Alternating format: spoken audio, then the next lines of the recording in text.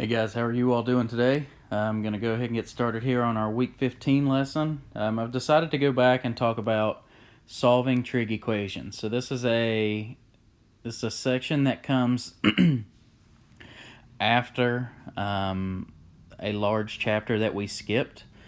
So what I'm going to do is piece together some of the important parts in this that you will need going forward. Okay, so solving a trig equation is something that you kind of have done with the stuff that we've been doing the last few weeks, the law of sines and the law of cosines, but this is it in its raw form. Okay, so we're going to limp through the most important parts here over the next couple weeks. Okay, so today we're going to be solving a basic trig equation. Okay, and I've got two helpful hints for you. Helpful hint number one is going to be get the word alone. So you're going to have a word in your problem, a sine or a cosine or whatever it is. Get it alone. Okay, so get the word, which is a trig word, alone. Okay, it's just like solving a regular equation like you would have in algebra where you get the x alone. But in this case, we need to get the word alone. Okay, and then after we do that, after we get the word alone, we can inverse it. Okay, so after you get the word by itself, we'll inverse it. Okay, so let's take a look at number one. Our first goal is to get the word alone. Now, if you notice, I'm sure you've already noticed, example 1 and example 2 are the same problem, but there's a little bit different about them, the thing that's after it. Let me explain that to you in a few minutes, okay? So what we need to do here in example 1 is get the word sine alone. So right now it has a 2 with it and a plus 1 with it. Okay, the plus 1 should leave first, so we'll subtract it over to the other side. So I'll have 2 sine theta is negative 1. And then I've got to get the 2 gone, so I'll divide by 2. Okay, so now I have sine theta is negative 1/2. Okay, so that was helpful tip number 1. Get the word alone. Helpful tip number 2 is to do the inverse of it. Okay, and we did inverses when we did the law of sines and the law of cosines. So you know that means theta is going to be equal to whatever the sine inverse of negative 1/2 is. Now, there's a cool way to think about these. Yes, you can type that into the calculator. The calculator is going to give you a decimal. But just visualize this previous step right here. Sine is equal to negative 1/2. Sine is equal to negative 1/2. Where in the world have you seen that sine is equal to negative 1/2?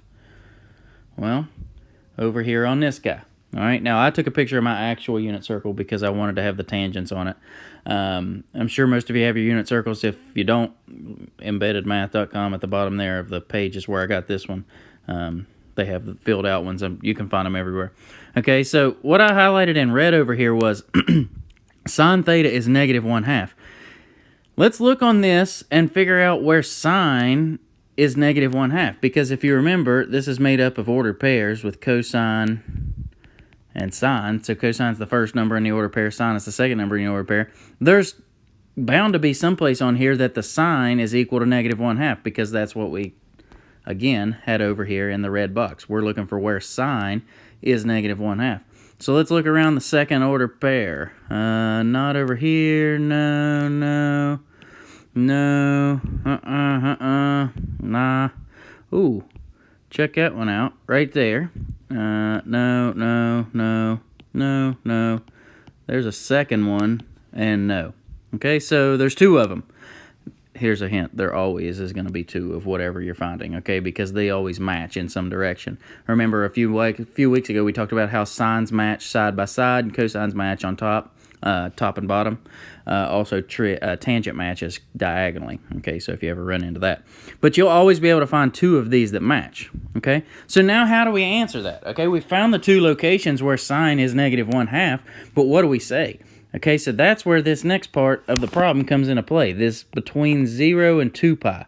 Okay, so what that's telling me is it only wants to know the answers for 1 lap around the unit circle. Okay, that's what it's telling me to limit it to. But it's telling me that it wants my answer in radians.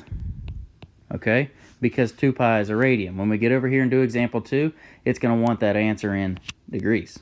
Okay, so we need to tell the radian measure of the two places where the sine is equal to -1/2, which would be right here at 210 and over here at 330. So the way that we're going to answer this question would be theta equals 210. Ooh, what is wrong with me? I'm sure, okay, hang on. I'm sure most of you are mad at me. I said radian, and then I underlined the degree like a moron. All right, hang on, let me back it up. We need the radian, so it would be right here at 7 pi over 6 and 11 pi over 6. I'm sorry, don't judge me. So we need to answer it as 7 pi over 6 and 11 pi over 6, okay? So that does, my mistake there, does give away the answer for example 2, okay? Because if you notice, it's the exact same problem. Let's go through the process again. Get the word by itself. Oh, I didn't write the whole second part of the problem. Hang on, let me fix that. Equals 0 from 0 to 360. Okay, so we're subtracting 1, so I got 2 sine theta is -1. Again, we're dividing by 2, so sine theta is -1/2. That point, we take the inverse, so theta is equal to whatever the sine inverse of -1/2 is. But we can think about it again in this way, and that way I've got to just find -1/2 over here where the sines is. We done did it, but this time I'm looking for the degree, so I got it now, 210 and 330, and we can answer it just like that.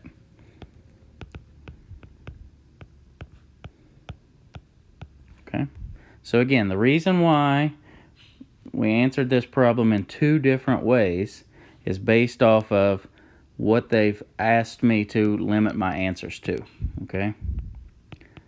When problems say from 0 to 2 pi, you'll answer it in radians. And then when problems say from 0 to 360, you'll answer it in degrees, okay? Let's take another look. Or let's take a look at another problem, okay? Example 3 here. I'm not 100% sure that this one is written down either correctly. Yeah, I don't know what has gotten into me today, but I appear to be not having a good day. Let me rewrite this problem the correct way. Sine theta tangent theta equals sine theta. Okay, so this problem looks quite a bit more difficult than the first two problems that we've been looking at. Okay, so we're just still going to just solve this the best way that we can.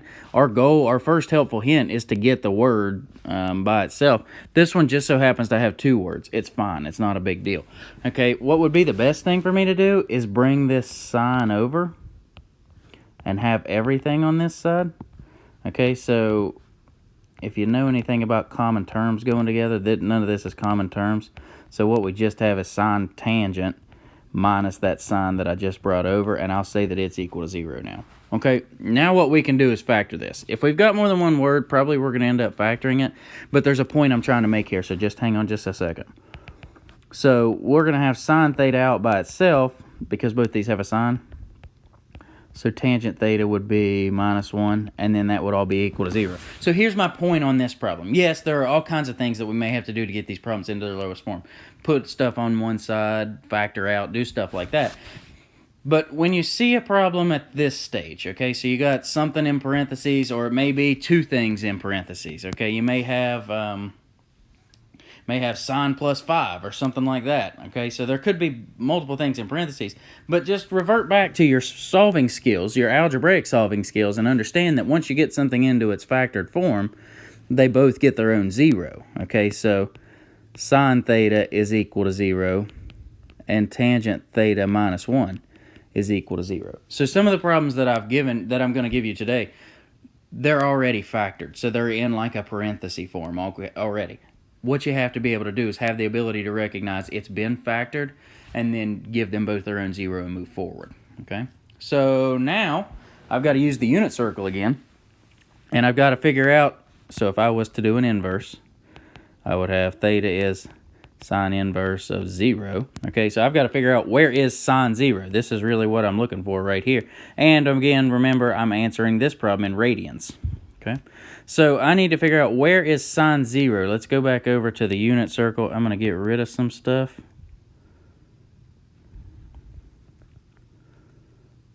All right, so again, we are looking for where is sine 0. All right, so let's look back over here. Sine's the second number in the ordered pair. It looks to me like sine is 0 right there.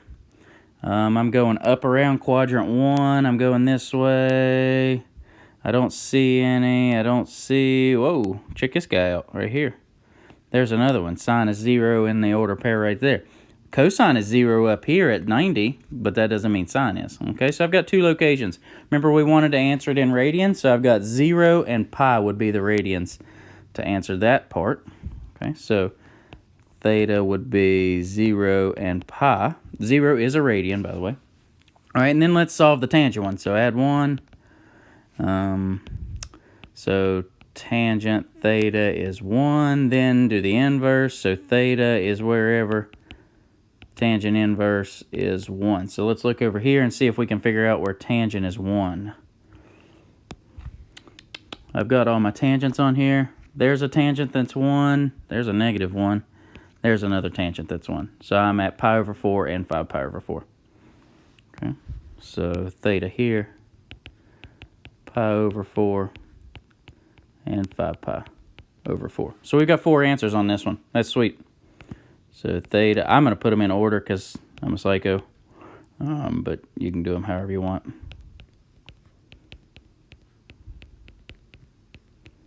Okay, so those are our 4 answers. All right, last one. So let's take a look at example 4 here. Let's do this one for degrees. Okay, so I'm going to get the word alone, so I'll subtract 2. I'll have secant squared x. That secant looks stupid. I look like a 4-year-old wrote that. All right, equals negative 3. Okay, how can we get secant by itself? We don't want secant squared. We need secant, so let's square root it. Okay, so secant x is the square root of negative 3. That's awkward, right? We can't take the square root of negative numbers, can we? Wrongo. Okay, so what we have to do on this, what we run into on this would be an imaginary answer, and we're not interested in imaginary answers at this point. It's just not worth it. Okay, so what we say in a situation like this is there is no value that will solve this equation. Okay, so we'll answer it. These are set notations that we're answering with, so we call that the null set. Okay, so that's how you would answer something like that. What it really means is no solution. Now, on this problem, I would like to bring something to your attention. This is a secant problem. Our unit circle doesn't have any secants, so let's say we ended up having secant x is regular square root of 3, and we had to find that on the unit circle. Well, what we have to do is flip it upside down so we can find something on the unit circle. Secant is 1 over cosine.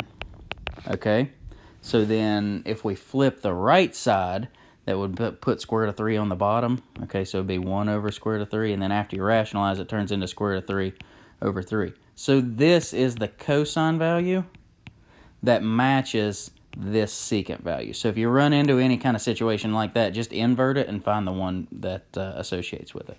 Okay, so other than that, you guys should be good. Like I said, we're just going to try and hit the important skills that you'll need moving forward here, because we definitely don't have time to do everything, and you know, the proving chapter is incredibly difficult in class, and it would be really incredibly difficult for us to do, you know, over the internet. So at some point we'll talk about a few of those, probably the last 2 weeks of the class. We'll talk about a few of those, but we're not going to get into any like wild and crazy proving problems or anything like that. Okay, so if you have any questions, let me know. You know, most of the time in class, I like to play off of your body language and facial expressions and stuff like that. And it's tough for me in this to understand if you're really getting, you know, if you're really understanding what I'm telling you and stuff like that. So if you have problems, let me know. Okay, so let's work on page 273. Let's go for 15 through 22. So I picked these because these all match up, or kind of closely match up to the ones that we're doing. The directions on that say to go from 0 to 2 pi. What I'd like you to do is answer it for that, so answer it in radians, and also answer it from 0 to 360, okay? So all you got to do is just give me the radian answer and the degree answer for all of those problems, okay? So if you have any questions, let me know. If not, I'll talk to you guys next week.